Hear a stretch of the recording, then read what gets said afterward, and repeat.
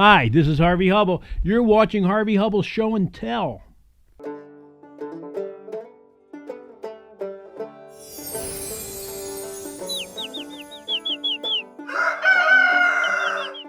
As some of you may know, after finishing our movie, Hopeville, How to Win the Reading Wars, we created an advocacy toolkit that can help you at work and home.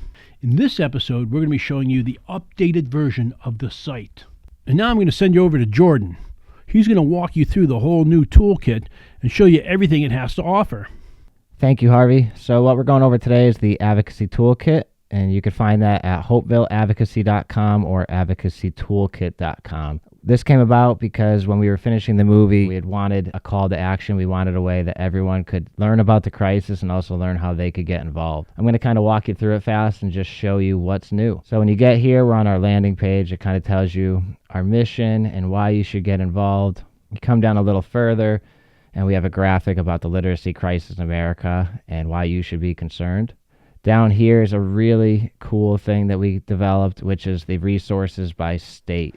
Every single state has its own list of resources. We're in Connecticut, so I'm just going to go to Connecticut and kind of show that off. What it's going to do is it's going to bring us to a page that tells me all about the different literacy policies that Connecticut has implemented. It gives us the average reading levels, and these are all from the NAEP website for 2022. Here's the Connecticut student score gaps, and then we have some evidence-based champions. If you or someone you know is doing something in the science of reading, or you're interested and you want to be a part of the toolkit, we need them in every state and we're always looking for more, so feel free to reach out to us. And same goes for the SAT evidence-based organizations. These are just organizations in the area that are making a difference, and if you were a parent, a teacher, an educator, and you were looking for these resources, we have them for every single state. So next what I'm going to do is talk about our Hopeville page. I'll go right through these tabs here. So our Hopeville page, this is where you can request a screening, and you can also see where we're going to be playing. So as far as the new year goes, we already have a couple screenings listed, and here is a map of not only our past screenings, but our future screenings and our requested screenings. So on this map currently, we have almost 130 locations of requested screenings.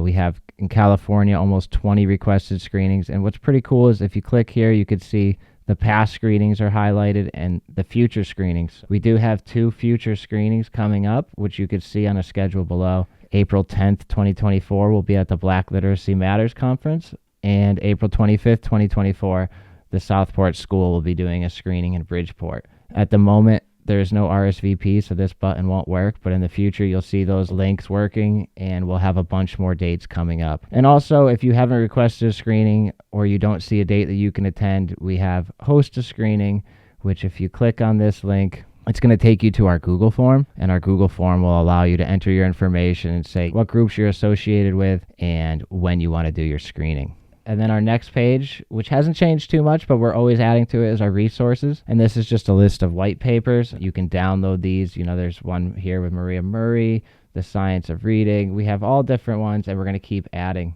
So next I'm going to go into the advocacy page, which is a great way for a parent, a concerned citizen, a teacher, whoever you may be. If you want to advocate for the science of reading in your area, we give you a bunch of examples of what you can do.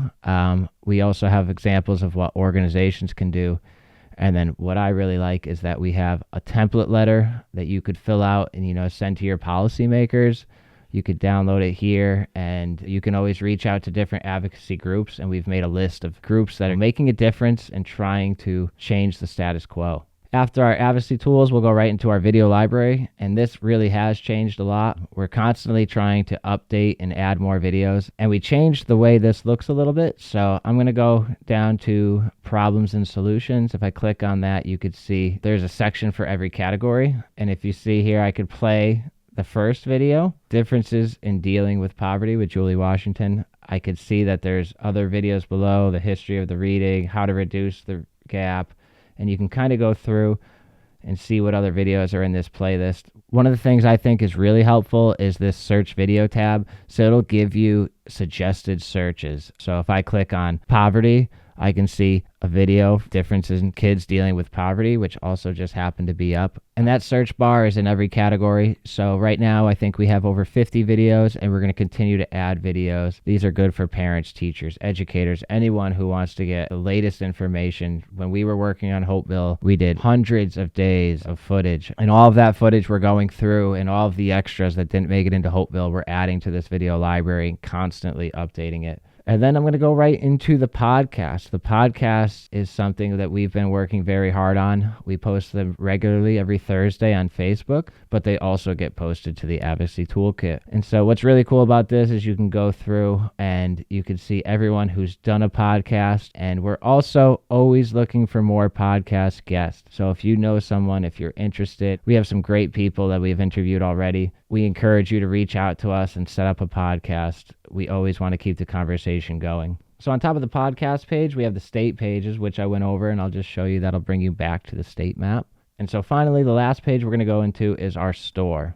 The Hopeville store is something that we created. We have a lot of different products. We have t-shirts, we have long sleeve shirts, we have hoodies, we have bumper stickers, we have koozies, pet bandanas, journals, backpacks, hats. And what I really like, there's two things I love about this. One is that the colors are limitless. There's tons of colors for every design, multiple sizes. And what I really love is that every purchase contributes directly to advancing the science of reading, working towards transforming literacy rates across the nation. And that couldn't be a more true statement.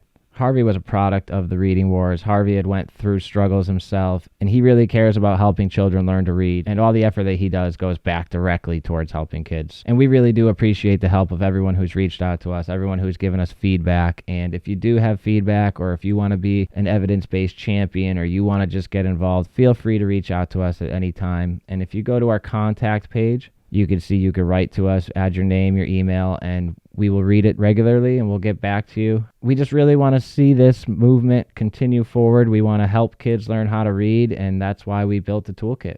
So thank you, Harvey, and thank you everyone for continuing to listen to our podcast and supporting the science of reading.